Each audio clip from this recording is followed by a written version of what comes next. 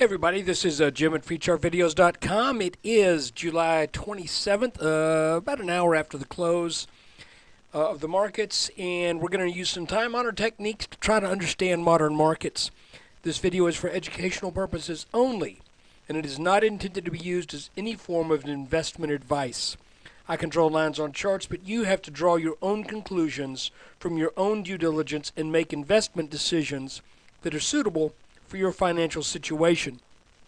I'm not a licensed professional, just a guy that draws lines on charts. So let's look at the S&P. This is a 2-hour chart, and I think this is the only part of the chart we're going to look at.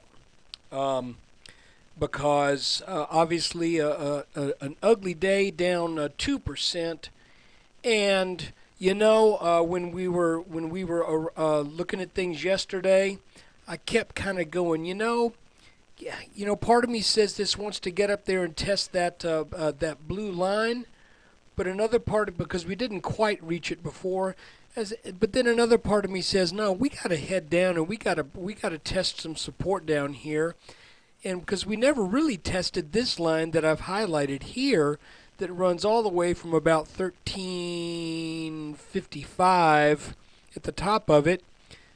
And if it tests it tomorrow, it will test it way lower than where we are today. I don't see that happening. But what I think we might be getting here, and again, guys, I am not a believer in the necessity of the closing of gaps. I do not believe there is any reason whatsoever gaps have to be closed. That said, most gaps are most definitely closed. And I think one of the reasons, hold on, let's move in here. I think one of the reasons why gap filling has become I'm going to call it an old wives' tale.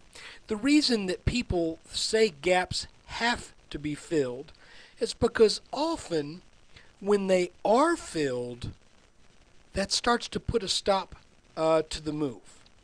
And the reason is really pretty simple. It has nothing to do with the magical power of a gap. You see this little gap we got back here? Well, that gap actually is probably larger than that, because as the S&P stocks, the part of the index started to report, it looks like it started here and then it ran up. But the truth of the matter is the stocks gapped up, and then as the S&P came online with all of the stocks that are part of the index, that all starts to add up. The fact is, it didn't start here with all stocks reporting and then it gapped up. It gapped here, almost certainly. But we've got this area from roughly 1305 to 1317, 1315, let's call it. We've got this 10-point gap in here, and some people would say that that gap acts like a vacuum. It's going to suck the price back down into that vacuum. Baloney. What happens is you get a natural sell-off, which stocks go up and down, and then when that gap gets filled, here's why it looks like the gap was calling on the price to come fill that hole. The reason it looks that way is once that gap does get filled, all those people in those individual stocks that were sellers at 1306 the day before it gapped open, all of a sudden those people become buyers again. So it looks like the gap just is exerting some type of magnetic otherworldly force on the prices, and once it comes back down, the gap says, ha, gotcha, I've done my work. The vacuum sucked the prices right back into that level. No, the price went up, a natural sell-off ensued, and when that sell-off comes down to the gap area, you get what's called gap support or gap resistance, and that makes perfect sense. But none of this selling was because of this gap. What is because of the gap, and it may not happen this way, but if it does, what does happen is the the sell-off or the rally, depending on where the gap is, tends to fill, and then as that area gets filled with orders, you'll see a reversal often take place after that gap is finished filling. Now here's something that I noticed that's kind of interesting today, and I'm just going to point this out, and this is kind of speculative, but it's like, we had a gap here, right? Let's use a triangle, a rectangle, and you can see that up on the other side of that gap, we've got lots of, we don't have a gap, let's put it that way. And then on the other hand, we've got lots of trading in this area, yet when you look across from it, we got a gap. And then up here, where's my tool? I can't find it. Up here, we had a gap up, right? And what do we have across from it? A lot of working out of prices. I just thought that was kind of interesting. I don't know that that really means anything, but it's like gap, look across from it, trading range, even though it's down. A trading range, gap, gap, trading range. So it's as if when things gap up, there is a natural, or gap down, there is a natural tendency for there to be created a range of trading once that area gets entered again, and I don't know why. I'm going to have to think about that a little bit. That's just something I noticed today that I thought was very interesting. I hope you see what I'm talking about. You got gap, trading, gap, across from that trading, gap, trading.